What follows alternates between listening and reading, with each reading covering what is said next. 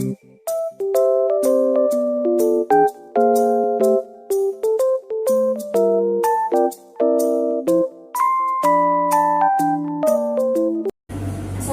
warahmatullahi wabarakatuh. Perkenalkan, nama saya Syahra Setianikum sebagai moderator. Saya Clara Kadian. Saya Rendy Binta. Saya Reina Abdullah. Saya Sandra Dianti. Dan saya Abdullah Kenan. Di sini saya akan menyampaikan materi aliran postmodern dalam organisasi.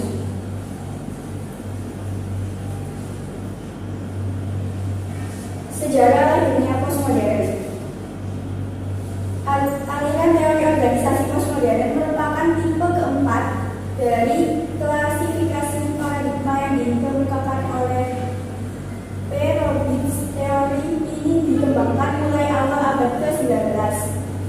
Klasifikasi paradigma yang dikemukakan oleh Stephen Robbins ini terdiri dari 4 kelompok teorikus. Teorikus tipe 1 yaitu teori klasik tahun 1900 sampai 1930. Teorikus tipe 2 yaitu teori neoklasik tahun 1930 sampai 1960. Teori ketiga yaitu teori modern tahun 1960 sampai 1975. Dan yang terakhir teori postmodern tahun 1975 hingga sekarang. Tokoh yang terkenal dalam teori organisasi postmodern beragam, seperti John Woodward yang melakukan studi terhadap teknologi yang mempengaruhi organisasi. Ada juga tokoh lain seperti James D. Tokoh yang ini beranggapan bahwa organisasi menurut Robbins, teori organisasi postmodern berfokus pada perspektif sosial dalam kerangka kerja sistem terbuka.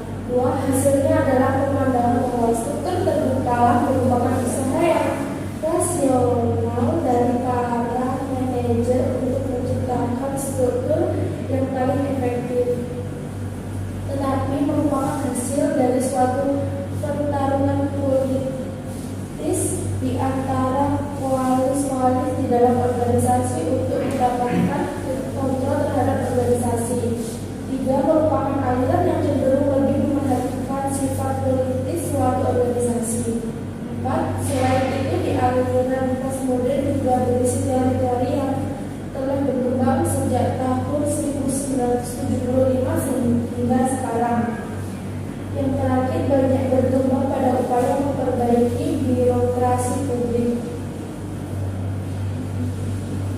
Beberapa isi teori yang masuk antara lain: suatu organisasi terdiri dari berbagai entitas yang beragam namun tetap saling terhubung satu sama lain.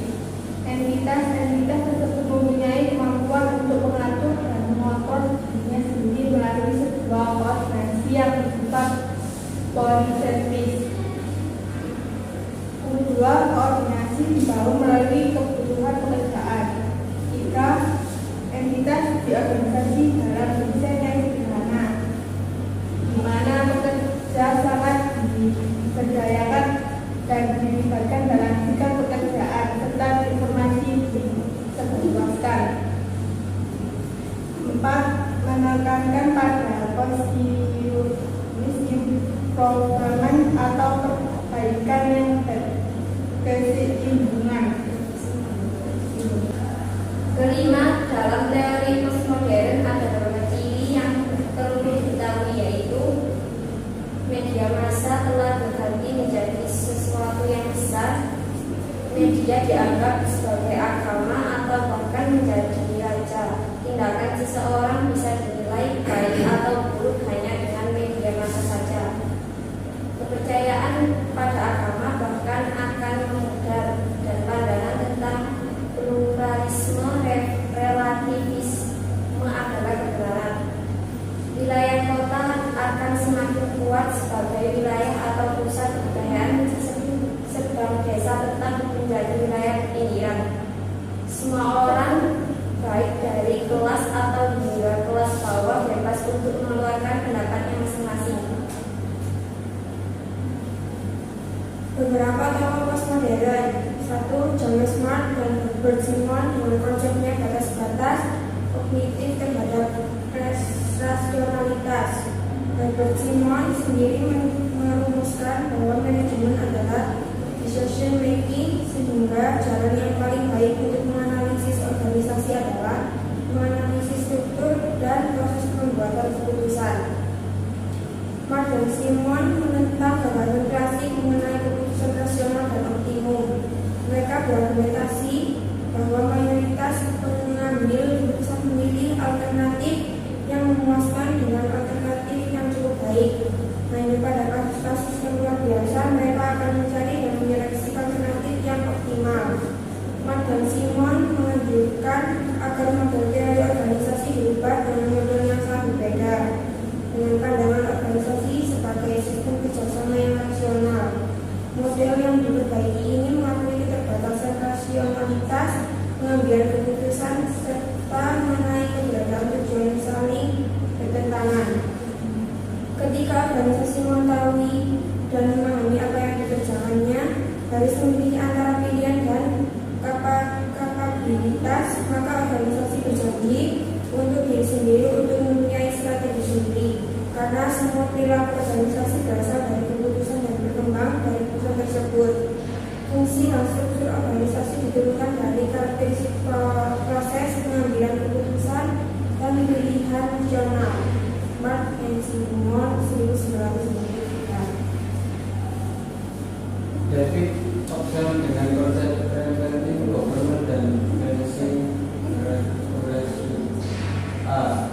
Preventive government. Menurut David Hobson dan Peter Leslie 1997 dalam bukunya Memangkas Birokrasi, preventive government adalah transportasi sistem dan organisasi pemerintahan secara fundamental, menciptakan peningkatan dramatis dalam efektivitas, efisiensi, dan kemampuan mereka untuk melakukan inovasi. Transformasi ini dicapai dengan mengubah tujuan sistem insentif, tanggung jawaban, struktur kekuasaan dan budaya. Sistem dan organisasi pemerintahan pembaruan adalah dengan penggantian sistem yang birokratis menjadi sistem yang bersifat berusaha. Konsep preventive government pada dasarnya merupakan representasi dari paradigma public management.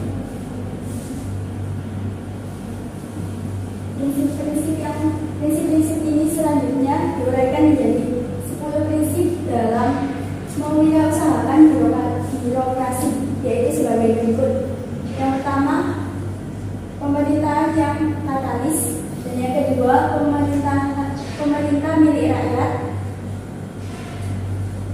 Yang ketiga, ada pemerintahan yang kompetitif, sama yang keempat, pemerintahan yang digerakkan oleh visi.